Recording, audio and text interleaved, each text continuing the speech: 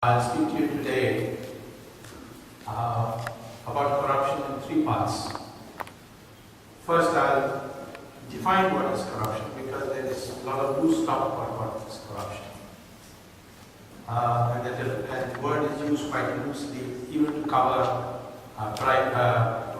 extortion, fraud, cheating, and all that. The second part I'll deal with why is corruption bad for the country. It's a multi-dimensional effect on the country.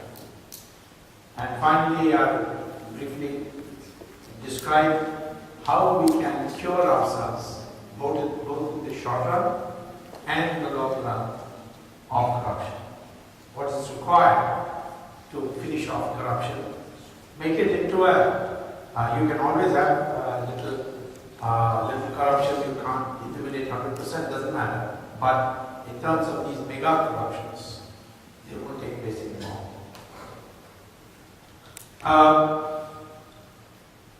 The corruption that I think is of most relevance for our discussion today is when a public office is misused for private gain. Private gain for yourself, private gain for somebody else, private gain for your family, or all of them together. The word is used quite loosely. Recently, the Congress General Secretary, Mr. Singh, said that Ramdev is corrupt because he accepts cash, which is black money. Of course, Vijay is an expert, he can look at a rupee note and tell whether it's black or white. But that is not corruption. Because if Ramdev accepts money, he has not misused any public office to receive that money. Suppose I'm a corrupt person and I carry cash in my pocket and I board a taxi and I then pay the taxi driver in cash. Now the taxi driver is not corrupt merely because he's accepted that cash. So therefore we must be very strict with this while probably.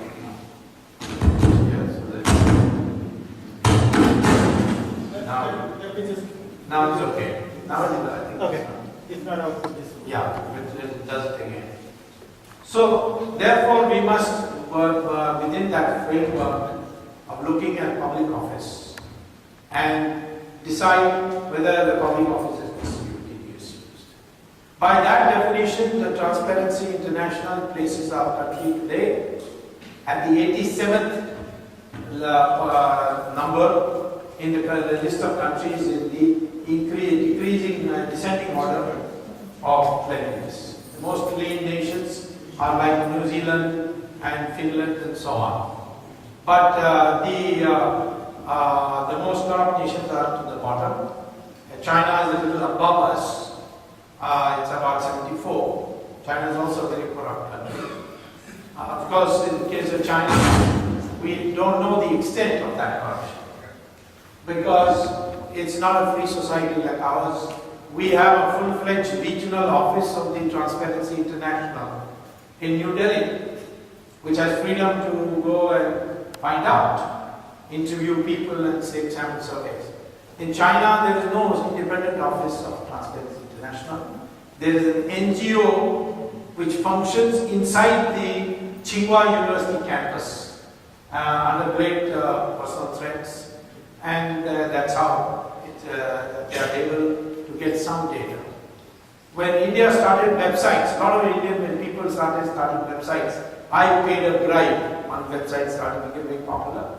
A lot of people who paid bribes then said, I was supposed to pay a bribe. And these particular report, in China, this was imitated by some people. But then Chinese government moved in and closed down these sites. So still, I would say that broadly speaking, India and China, I have about the same level of corruption. And it's not a very good number to be in, considering that you want to be global powers. So that's the first thing I would like to say, that there's a misuse of public office. Then it is corruption. the Setu Samudram, the office of the shipping ministry was misused to create a project. The project was what? To dig a canal on the ocean floor in the Park Strait and the Gulf of Mannar, so that ships, instead of going around Sri Lanka, when they come in from, say, Aden or from Africa, they have to go around Sri Lanka to go to Chennai. So instead of that, if a ship docks in, say, Tuticorin and then wants to go to Chennai, it should not have to go around Sri Lanka. So it was decided that they would dig a canal which would go through Chennai and then on to Calcutta. Now, the reason they had to dig a canal on the ocean floor was that the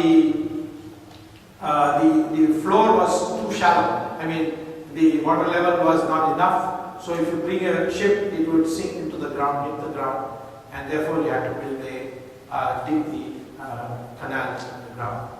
Now, this project, first of all, was objected to me by me in the Supreme Court on the grounds that the way this canal was drawn up was deliberately to cut through Setu. Setu is not across from the Indian coast to the Sri Lanka coast.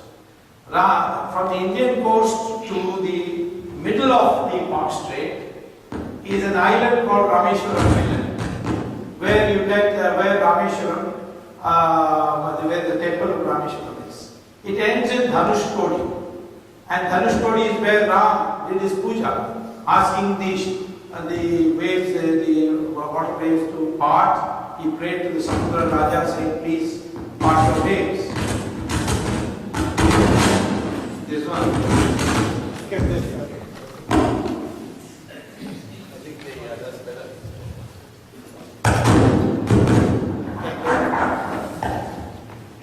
Sometimes old fashioned.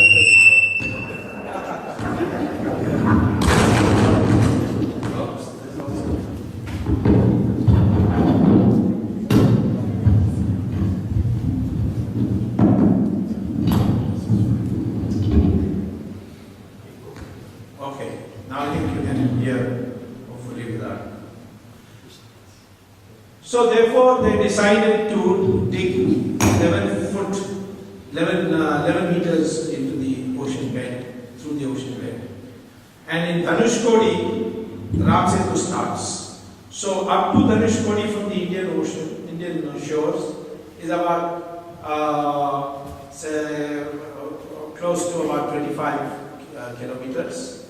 And then from Dhanushkodi to the coast of Sri Lanka is Ram Setu, which is about 48 kilometers.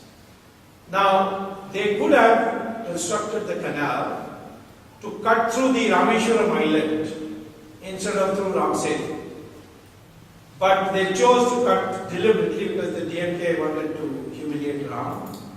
DMK is, being brought up and fed by British imperialist propaganda that somehow there is some race called Dravidian, and that they were there ruling the whole of India before the Aryans came from Europe and drove them to the south. All bogus theory. And now DNA theory has completely demolished it. They were also under the impression that Rama was a Brahmin and Ravana was a Dravidian god, till I put them wise to the idea that Ravan was the Brahmin. And he was a Brahmin, he was great as Pandit of Samaveda. He went all the way to Kailash and did tapasya. And there he got a boon from Lord Shiva that Lord Shiva can be summoned anytime by him. But then he went, he lost his, he became arrogant, he stole the wife of Rama, and therefore he had to be killed for all the excesses he did, not only to Sita but all the other women. So, for a long time, DMK used to celebrate Ravan Leela. And till they found out that Ravan was actually a Brahmin. Now they only they slander Ram, but that doesn't matter. They have lost their direction. But they they wanted deliberately to cut through. And Karnanidhi used to tell the Muslims that the Hindus broke Babri Masjid, I will break Ram Setu. Well, so that's why they chose this route. I urged them in the beginning, you take another route. But then they insisted on this route. I went to court, but not on the grounds that Rama Setu is being cut, but on the ground that the economic analysis shows that there is corruption in this project. And what was the corruption? First of all, when you have only 11-foot depth of the canal, only ships which are less freight status of less than 35,000 tons can go through. No other ship of heavier weight can go. In the world, freight ships, only 5% have a freight capacity of less than 35,000. Most of them are now in 100,000 class. So what is 5%? It turned out that the shipping minister's son had a trawler company with whose ships are all less than 35,000. So it was to facilitate the ship minister's son. Second thing is that because it is not like Suez Canal where you are cutting through land, it was through underwater. So the ocean would go on putting sand back. So every day, every week you had to dredge the sand out to clear the way. And that was a 1,000 crore project per year. And that project of dredging was given to Mr. T.R. Baru, who was the shipping minister's second wife. Most of the DMK people have more than one wife.